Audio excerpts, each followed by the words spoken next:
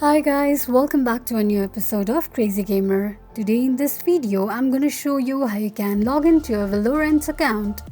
Keep watching the video till the end. To log into your Valorant account, firstly go ahead and launch open your Riot Games application.